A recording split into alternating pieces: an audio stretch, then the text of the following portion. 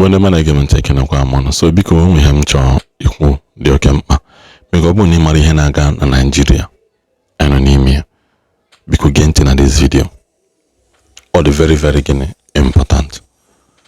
Just listen to this video because now a lot of things in our country that many people are not paying attention to.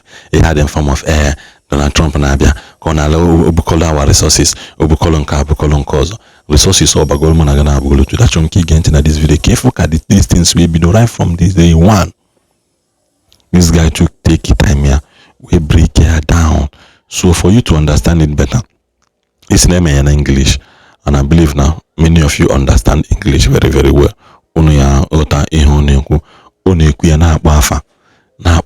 Time and location. That is why user can watch this video here, because all the very important to our history, to our growth, and to our physical growth and physical, to our spiritual growth and physical awareness of our surroundings and environment in this time as this. So again, until this video, go on. Banditry started under the watch of APC because they were the ones that brought them in. It was 1992-93 in Kaduna. A riot broke out which they call the GEN0CID3 riot. I was a young boy, very young then. And people were killed in scores. If you are not an Afsa person practicing Muslim in Islam, they were killed. Especially if you are from the southern part of Kaduna, the tribes from the southern part of Kaduna, they were massacred. It was called the GEN0CID3 riot. And if the next thing they do is to burn churches, kill Christians, and then if they're done with that, then they focus on businesses that is for Igbo people, Igbo-owned businesses, and they destroyed it. I grew up knowing that Christians are an endangered species in Nigeria. In the year 2000, when the Sharia riots, how many of you have heard of the Sharia riot? Hundreds of thousands of people were killed in Kaduna. I can remember vividly that we had to defend our house from people. They brought some Fulani boys and they faced our house. They were shooting arrows. They were stoning our zinc. They spot our zinc shooting arrows. Even though I was a Muslim then, even though my father was a Muslim then, but because majority of the people in our compound were Christians, so they were willing to destroy every one of us because we're living with Christians. I can remember a particular church in Mando, for those that know Mando, in Kaduna, called Chapel of Redemption. That church was destroyed. And so from that time, anytime there's a little hanky-panky in Nigeria, the first target is churches and Christians. And this has prevailed for a long time. That even if there's a problem with in another country, the Muslim and the Hausas in Nigeria will rise up and begin to kill Christians. How many of you remember the Miss World crisis in 2002, 2001, 2002? That somebody drew a picture of Muhammad or something in France, long away in France, and they began to fight in Nigeria. Are you following me? Christians are endangered species. Now let me give you, and that's how it has continued. Scores have been killed, and they focus on regions where there is a mixture of both Christianity and Islam. If you look at states like Kaduna, state like Plateau State, state like Nasarawa, state like Taraba, state like Benue, state like Bauchi, state like Gombe, state like Borno. These are places where they focus on because they intend to eliminate every living Christian in that place. Anybody that debunks it is a total lie, because I have grown and lived in the north. I've spent 80 to 80% of my life in the north, so I understand this thing. Several times, I cannot forget the Sharia riot. We were running for our lives.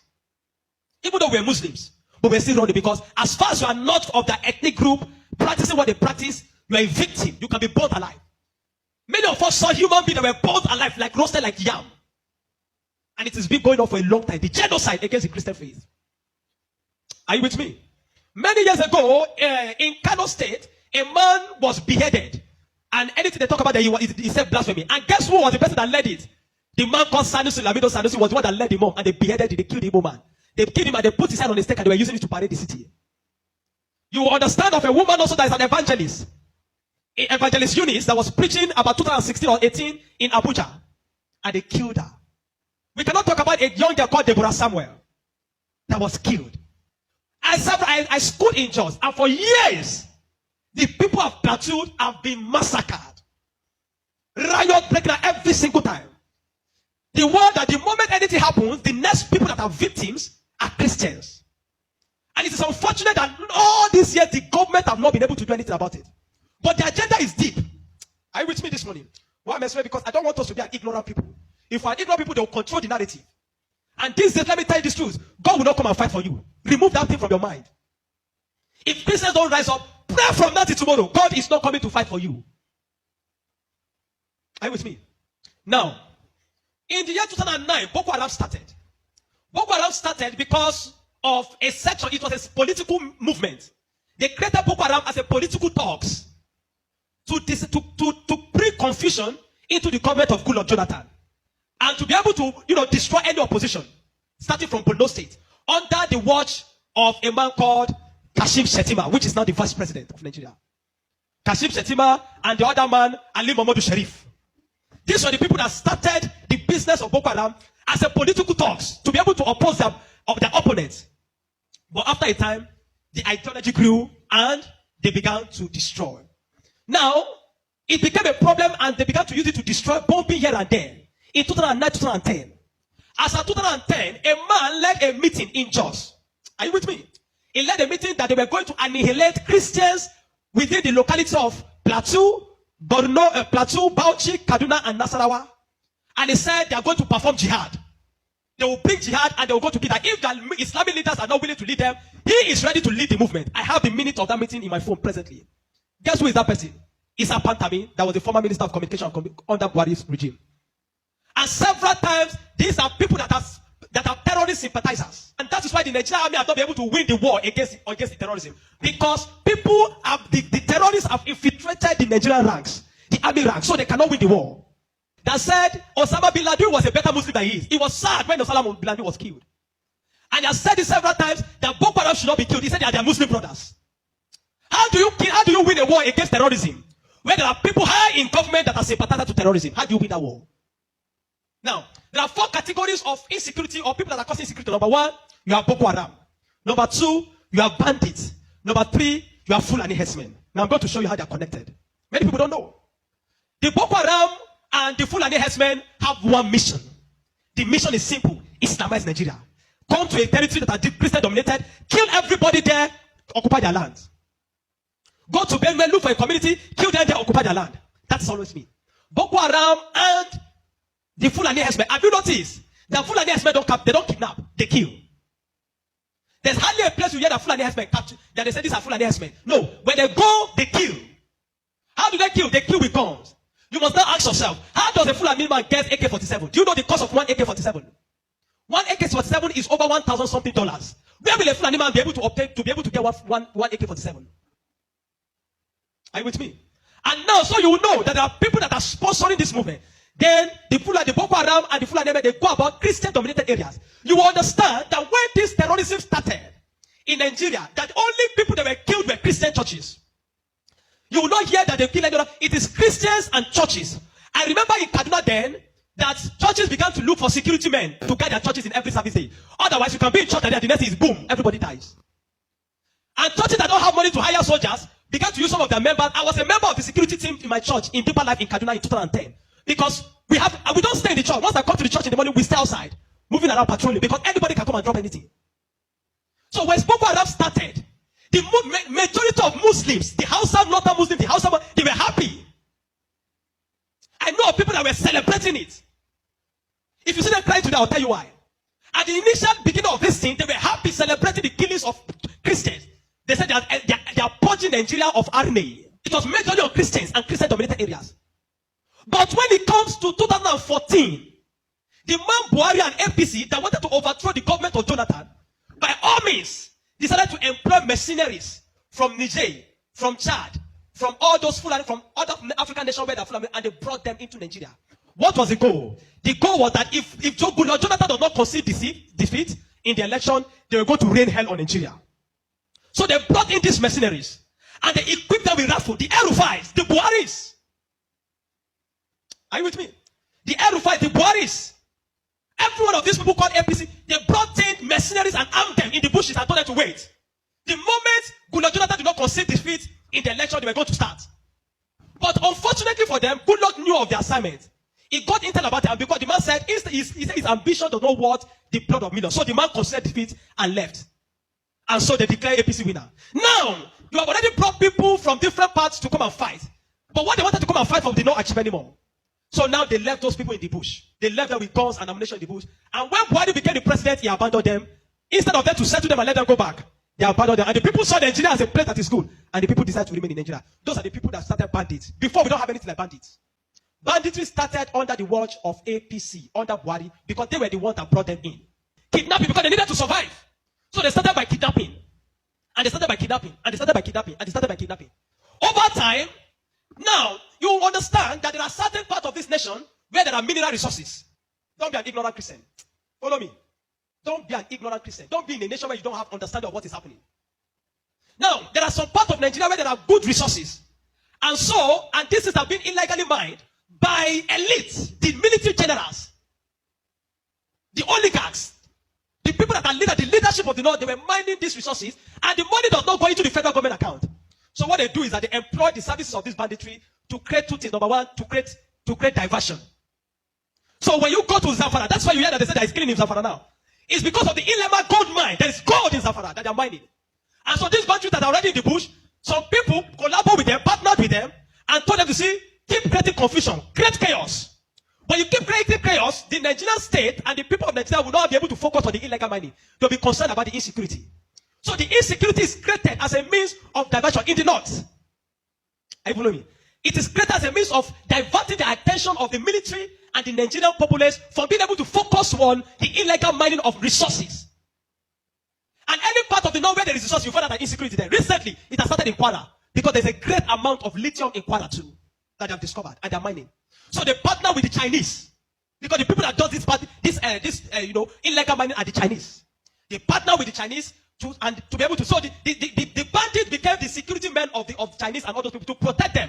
So that while they are mining, they can begin to cause chaos. Because while the people are mining and they are causing chaos, kidnapping, nobody will be able to focus on what the Chinese are doing and those people illegal mining. Every single day to this moment, I'm telling you, they are mining in those places. And they will take it to an airfield in the bush and fly it out of Nigeria. They are making billions of dollars from it every day. While people are being killed. That is why you now hear that Muslims are saying that they are killing Muslims too. What you have, it is what Buhari created. The APC-led administration created. The banditry they created is what is affecting the North now. Because the people they brought to come and kill Nigeria in 2015 did not succeed because good luck relinquished power to them. And now the people have become thugs. They have become tools to be used in the hand of men that are using them to secure their illegal gold mines. And that's why you kill them. That's why you hear that they say they are killing Muslims. Now, the Christian persecution and genocide has been there. So you find that the other part, the Muslim and the Fulani men keep going around killing in all those parts. And the Christians and the churches have been silent for too long. This evil has prevailed in Nigeria because the righteous men have been too quiet. If we're ever going to win against insecurity in Nigeria, Nigeria must put two things Nigeria must do. Number one, Sharia law must be completely abolished in Nigeria. Because Nigeria is not an Islamic state. Why will Nigeria, some part of Nigeria, be practicing Sharia? The law guiding them, constitutional law, that believe that if somebody deserves to die because he speaks against his God. Can an Hausa man insult Jesus and I kill him for insulting Jesus? But somebody believes when you speak against Muhammad, you deserve to die. How do you live in a country with somebody that has that kind of mentality? The military have become complicit. They are compromised. Nigerian military cannot win this war. 20 years from today, I'm telling you, 20 years from today, this thing of insecurity will not end because there are people that are enjoying it, benefiting from it, and reaping from it. If Nigeria want to win this war, partner with America. Let them come and militate. I'm not sure I've seen that in Kano yesterday, some people were protesting that they don't want America to come. Because they believe what they have been told is that if America is coming to kill Muslims, and the man said he wants to come and kill terrorists. But they are protesting. Anybody that is negotiating, people like Ahmed Gumi, Sheikh Gumi should be locked away. A terrorist sympathizer is a terrorist. A man that believes that you are not supposed to kill a terrorist is himself a terrorist. A man that believes that we should go and negotiate. How do you go and negotiate with terrorists? Because you see, terrorists are not just criminals. They are working with the wrong ideology. A man that believes that killing he has nothing to lose. How do you negotiate with a man that believes that killing himself is going to meet their God in heaven to collect 72 virgins? How do you negotiate with such a person? A man like Sheikh Gumi should be locked away. A man like Ali Muhammad Bushari should be arrested. You want to win against terrorism, you must go brutal. No nation win against terrorism by pampering them. The custom is taking rice, seizing rice from Nigeria and taking it to terrorists in the bush that they need to take care of them because they are human beings. No. The moment you have become a terrorist, that you see that taking the life of your fellow human being is nothing, is to please a God, then you don't deserve to live. Children of God, I'm not going to ask you to pray because this is not a period of prayer. This is a period of action. Reverend Dr. Ezekiel from Jos, the man have been speaking, I've paid attention. Not for once have they invited the man for interview because they don't want to give the man any airtime. But you see, any little thing they will call Gumi and give him microphone. Gumi, they are inviting Gumi up and down. The media is complicit. The Nigerian military are complicit. You can't win war with this Nigerian army. Not because they don't have the capacity, but because they are compromised. Buhari created banditry. The people like Gumi and the rest of them, they are the people that facilitated the idea of Boko Haram. And today, some of them are your leaders in government. Some of them, most of them are moving free. Not one have been arrested. Kabiru Sokoto that bombed Nyanyan in 2011. When they rearrested him, guess where they caught him? In the house of Shetima in Abuja. What is he doing in the house of Shetima if Shetima doesn't know him? But today, Shetima is your vice president. How do you win a war where terrorists are ruling you? Where terrorist sympathizers are moving around? This is not a period to say we are praying. No! This is a period of wisdom. This is a period of action. Churches in the south have no idea. They sit in their cozy churches with us employ them. They don't know what it means to be in the north. They don't know what it means to be running for your life. That every Sunday in the church there in Kaduna, when they say let us pray, everyone is praying with one eye open. Because you don't know God might go up at any time in the church. The Nigerian church must rise up. There's an agenda. And if you read the minutes of that meeting in 2010 led by Isa Patami, you will not believe it. I have a recording of his messages. Where's Appeal? Where he said, why will they be killing their people? He said, why will they be killing his Muslim brothers? Referring to Boko Haram as their Muslim brothers. How do you win with such a people in government? And that guy was a minister under Buhari for 8 years. Do you know why I'm telling you this morning? You are a Nigerian. If you are not aware of what is happening around you, in a short time, one day your calamity will just come. You will not know how. Are you with me?